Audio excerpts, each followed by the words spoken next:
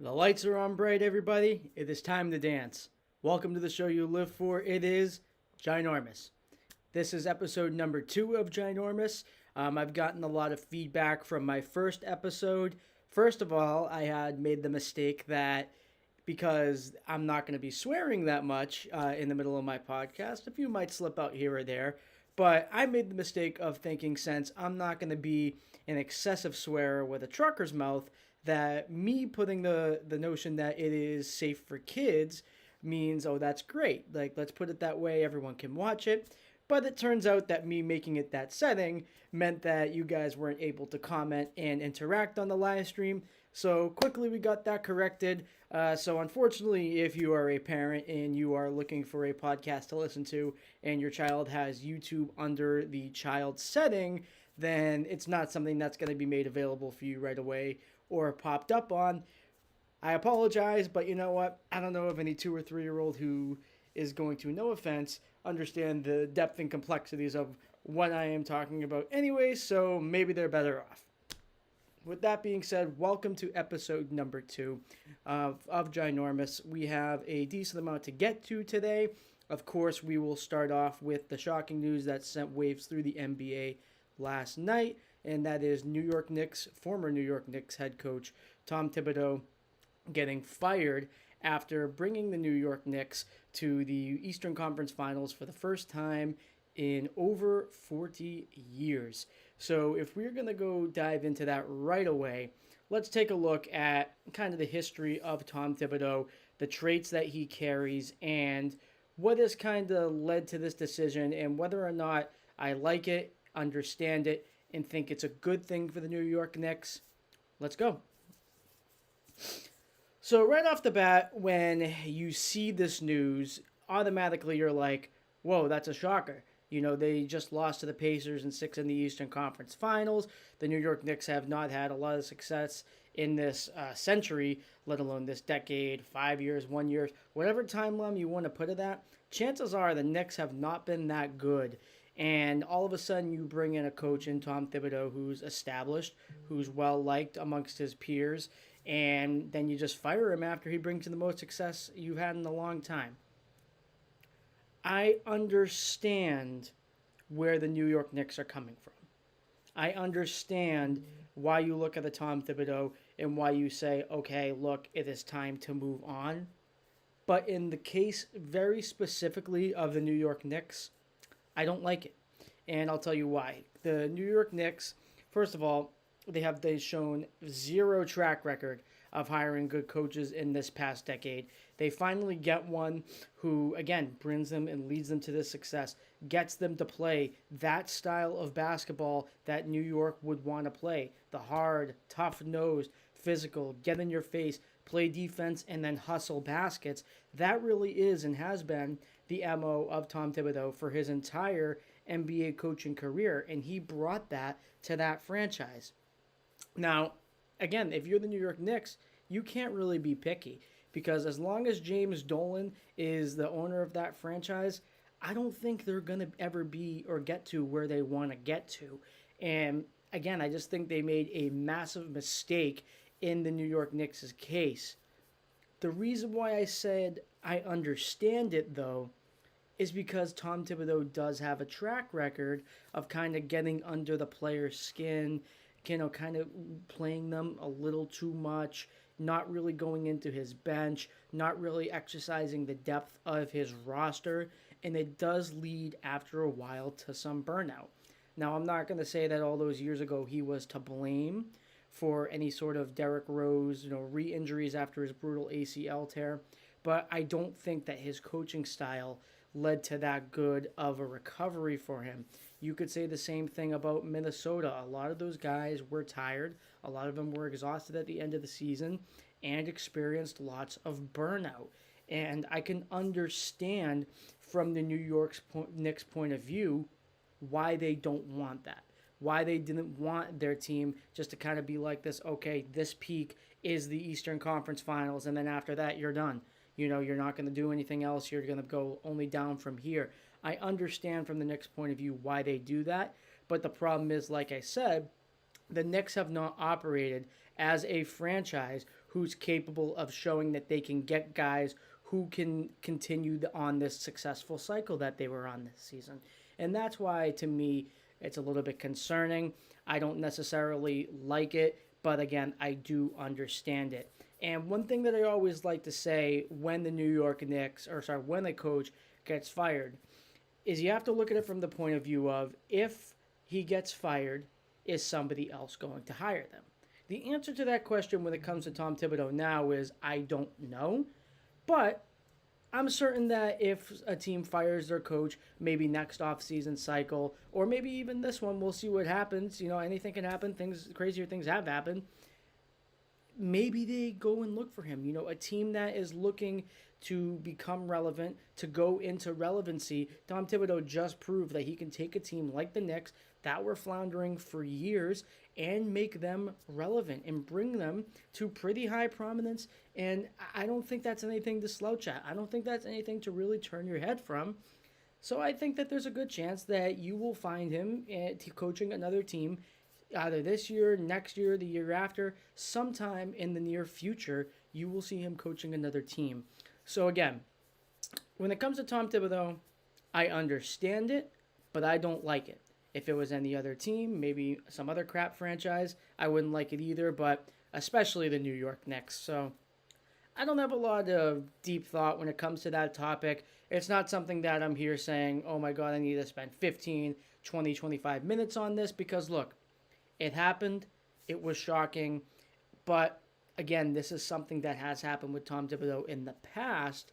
So as surprising as it is it really that surprising? So that's what I have to say about that. The kind of a quick little Tom Thibodeau topic there. Hope he finds a new job soon. And we are going to move on. So going into the week of WWE, obviously, we have Money in the Bank coming up this Saturday. It's looking like it's going to be a pretty good show. Both of the ladder matches look to be good. They have a lot of varying talent. I'd say that the men one is going to be dependably great. But on the women's side, I do think that it is going to end up being good. But on paper, if you're kind of a casual fan, you're looking at it and you may have some questions. And the reason that I say that is because there are 3 veterans and there are 3 newcomers. And believe me, that was done on purpose. They have Rhea Ripley, Naomi, Alexa Bliss, Julia, Stephanie Vicker, and Roxanne Perez. Now, if you're not somebody who watches every single week, 3 out of those 6 names, half of those names, may seem a little unfamiliar for you, and you may be asking, hey, why are they in the Money in the Bank ladder match? Why are they given such a prominent opportunity right off the bat? And the answer to that question is, it's a new era. Obviously there were a lot of releases that were unpopular. R-Truth, Carlito, a couple of weeks ago, approaching on a month now.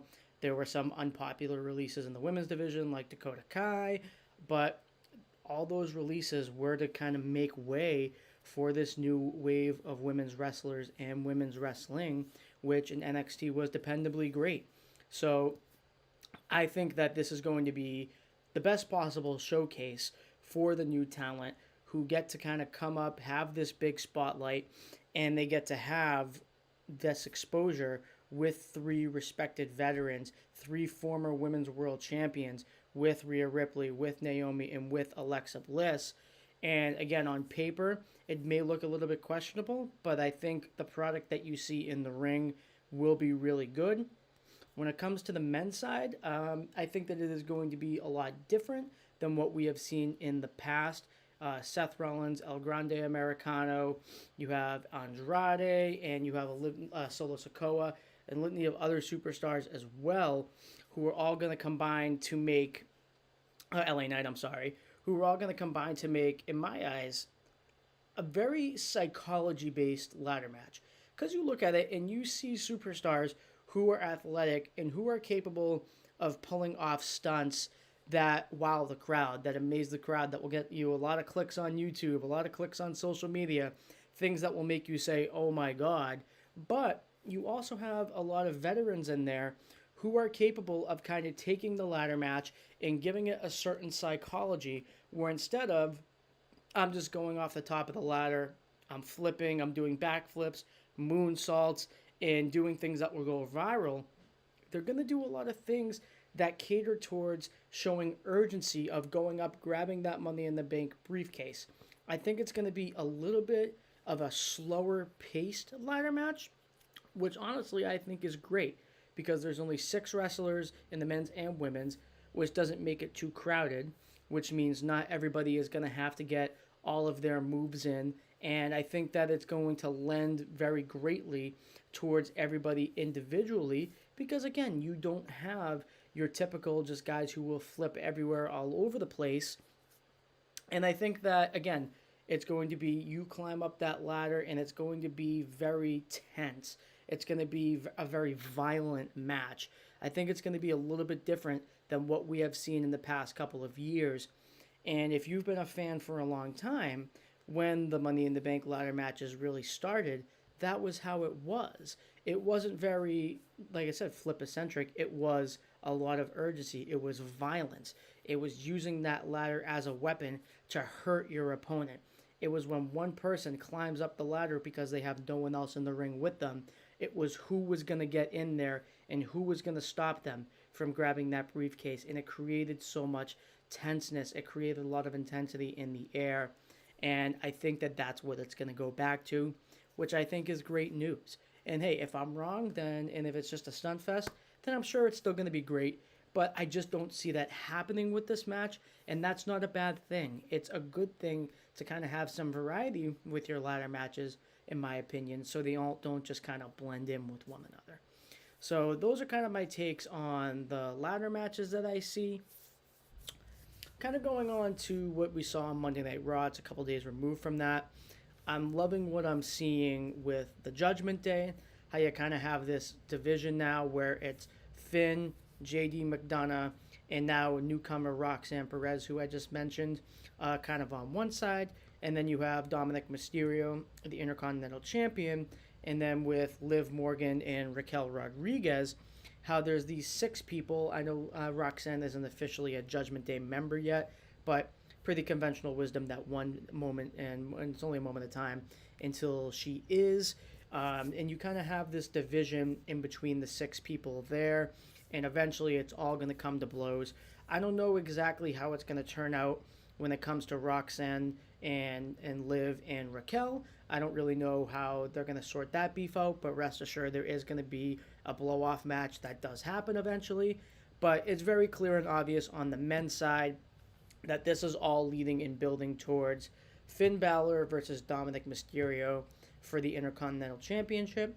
Now, whether or not they want to keep on building it and wait until SummerSlam, which isn't too far away, or if they want to do it sooner, kind of give Dominic a win, a title defense, and then have Finn win in an eventual rematch, that remains to be seen.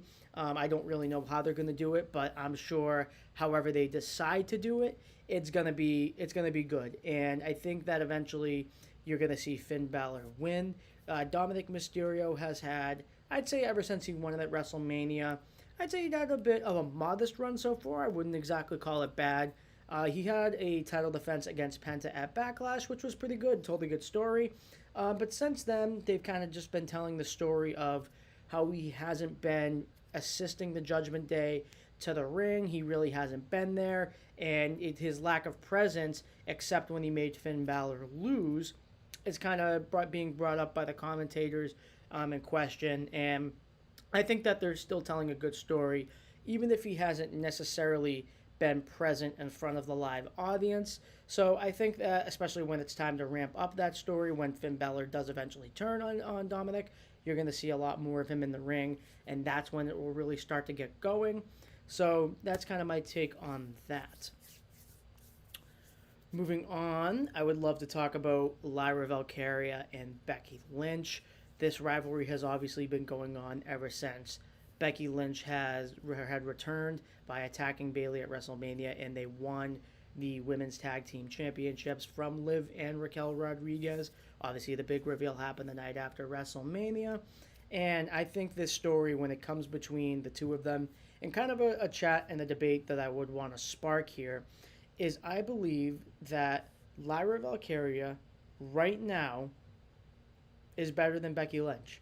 And I'm not saying that because Lyra Valkyria has the better resume. Obviously, that goes to Becky Lynch. She's the first ever woman to main event WrestleMania. She's held both the Raw and SmackDown Women's Championships. So, obviously, the legacy of Becky Lynch right now is greater than the legacy of Lyra Valkyria. But you look at it, and Becky Lynch was so popular back in the late 2010s into the 2020s. She obviously gained a great deal of fame after Nia Jax left her face a bloody mess and she became the man. She has such a great story to her name and such a great run where the fans were so behind her. But if you look at it, that all didn't come naturally to Becky Lynch. And it's a great underdog story, right? It's always great to see somebody who stardom doesn't necessarily come to them naturally, and then they attain that and obtain that, and for years upon end get that fan support. But if we're going to be honest with ourselves, and this is just my opinion, so don't take it as gospel, this is just my opinion, I think that a lot of the things that Becky Lynch had to earn in her career come naturally to Lyra Valkyria. She portrays herself as a star. You go in and her crowd hits and her music hits, the crowd knows that she's a big deal. They didn't have to be told to go woo every time her entrance music goes off. They chose to do that because the audience is drawn to her. She was made for the spotlight. Becky Lynch put herself into the spotlight and she did not take no for an answer, but Lyra Valkyria was not told no. Lyra Valkyria was given that spotlight because she was made for it.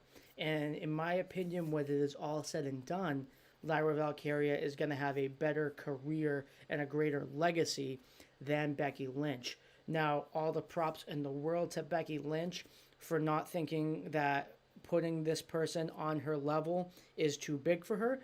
All the props in the world to her. And if we're being honest, and there is truth to the saying, there is no Lyra Valkyria without Becky Lynch. That is true, but that doesn't mean that Lyra Valkyria isn't better than her. And again, just to reiterate, this is all my opinion, but this is something that I truly do believe in my heart of hearts to be true. And I guess that's just how I feel about it. Feel free to disagree with me in the comments. Feel free to disagree with me. Troll me, clip me on TikTok, and tell me how much my opinion is terrible, because that's what wrestling fans do. They like nothing more than to kind of shoot other people's feelings down. But hey, that's the nature of the beast, and I'm just going to say what I'm going to say. So, kind of one more little quick topic when it comes to WWE. And it was on this past Monday Night Raw. It was Jey Uso and Sami Zayn versus Braun Breaker and Bronson Reed, obviously accompanied by Paul Heyman. They're a part of this new group, which I do not believe has a name yet. I haven't heard anything, but I'm sure that a name is coming soon. That entrance, even though it was simple, there was nothing too theatrical about it. Just the way it was presented gave me chills, gave me goosebumps. Paul Heyman comes out with his normal ladies and gentlemen, and he does not say anything else. He doesn't make any gestures. He walks out, says his world famous catchphrase that all the fans react to, so he gets their attention, hooks them, and then Bronson Reed's music hits. And then the complexity in the atmosphere in the arena changes. You know that you're seeing a dangerous man. And then coming off the leash comes Braun Breaker, right after Bronson Reed. And those are just two men, when being assisted by Paul Heyman, they just created such this atmosphere that was different. The complexity, the aura in the arena changed. You knew what you were seeing was a big deal, and you knew that the future is so bright for these two wrestlers. I'm curious to see how the story proceeds. I know that kind of Seth Rollins, even though he is an active wrestler, is kind of portrayed as this visionary, and no pun intended to Paul Heyman, as this wise man. So I'm curious to see if they're going to make it so Braun Breaker is more of Seth Rollins' guy, and Paul Heyman is more going to be the manager for Bronson Reed. They're all going to be helping each other. They're all going to be mini segments where everyone talks to each other. But I am kind of curious to see if you're going to see more possession, I'd say, by the two veterans in the group, where one guy goes to Paul Heyman, one guy goes to Seth Rollins. I'm kind of curious to see if that's how they're going to go with things, or if it's just all kind of going to be one big kind of compilation. Either way they decide to go with it, I think I'm going to be happy with it, as long as it's told well, which nothing suggests that it won't be told well. So I'm all here for it, and I think that so far they haven't thrown the group too much in our face. They've definitely had segments weekly that have let us know that they have arrived, they are here, and one day they are going to make big shockwaves. But I kind of like how they're doing it right now, how they're not immediately giving them any world championships. They're kind of letting the group marinate. They're kind of letting the group, what am I trying to say? They're kind of letting the group digest with the fans so they learn to accept them as the group themselves before they kind of just go into the world title scene. I like that, and I really like the way that they're handling it. And I think that there are nothing but good things in the future for this group, which does not have a name yet, and we'll see if they do. So kind of going into our last topic of the day, this is going to be more of a quicker episode. I want to talk real quickly about the Boston Red Sox. Obviously, last night, another very disappointing loss, 4-3 in extra innings, and I don't know what's it really going to take for the Sox to make changes. I don't know what they're going to have to endure, what level of pain in terms of close losses and embarrassment they're going to have to take in order to make the decision that they're going to need to make eventually. And something that I talked about in our first Conti and Nick relaunch episode is I don't believe that the Red Sox will get to where they need to get to until they make a manager change.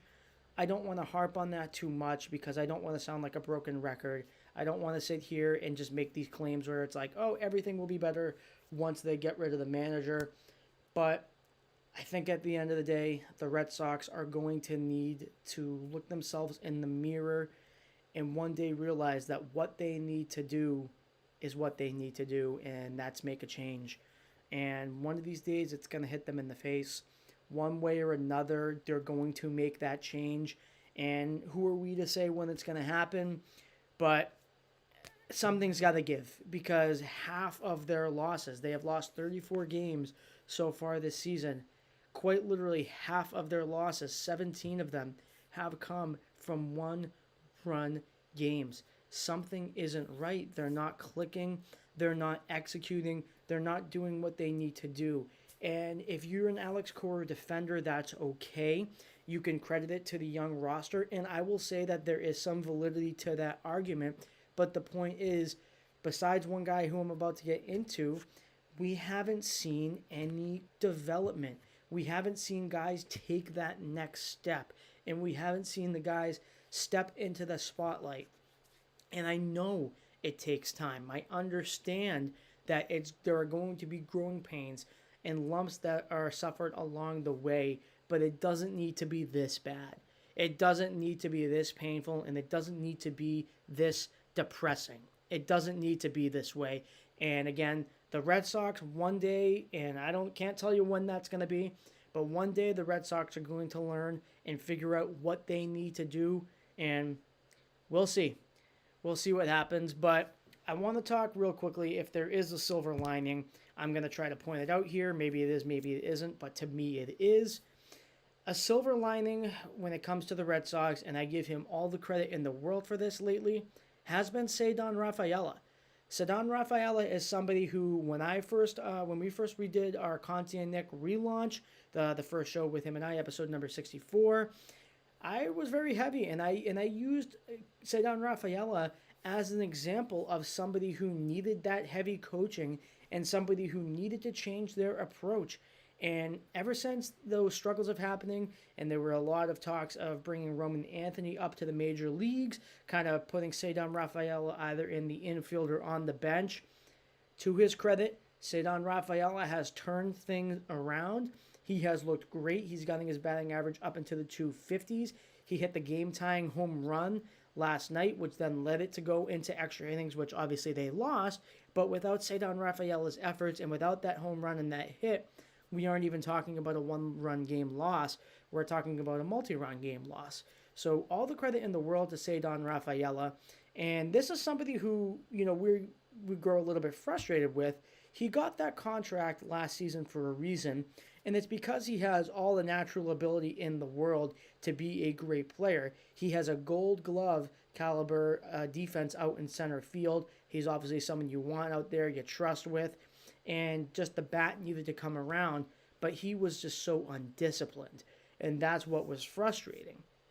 And we're willing to grant a young player being undisciplined. We're willing to give them that grace period, and we understand that, and that's okay. But the problem is we weren't seeing any improvements into this season, which is what you would expect from a young player. And for the past week or so, we've seen it. So look, we'll see if it continues with Cedar Rafaela. We'll see if it's something that continues to evolve with him, or if this is just a hot streak. But look, for right now, I want to give him, on June 4th, 2025, I want to give him all the credit in the world for hearing that noise, hearing kind of that rumbling that, hey, his time may be up as a starter, time for him to go to the bench and let the young prospect who's coming from the minor leagues take over his spot. And to his credit, he's been great. And if what it took for him to kind of unlock that potential in the short term was for him to get upset, him to get angry, and him feel a little bit threatened for his job, then hey, by all means, keep Roman Anthony in the minor leagues all year long, because if Cedar Rafaela is going to perform up to that standard, then I'm all for it. Let's do it. So hopefully the Red Sox turn it around one day. Again, like I said, they're going to need to do what they need to do, and they're going to need to realize it one day, but we'll see. So today, that is all I have for you on GINORMOUS. Kind of another quicker episode. We're right now clocking in at about 28 minutes. Once again, I would like to thank every single one of you for your viewership, for your participation in making this brand into eventually what I hope it becoming. As you guys can see, we have a new logo here. I'm very excited for that new logo, and I'm very excited for the improvements that come into this show in the future. The lighting is better. I got some feedback from my friends that I needed help with the lighting. So we made some changes. I used to coach, so we pivoted, we adjusted, we made the necessary changes, and I think we've done pretty well for ourselves. So once again, I'd like to thank every single one of you for the support. Have a great rest of your day. Have a great rest of your week. Conti and Nick should be streaming again this Sunday. And have a great night, guys.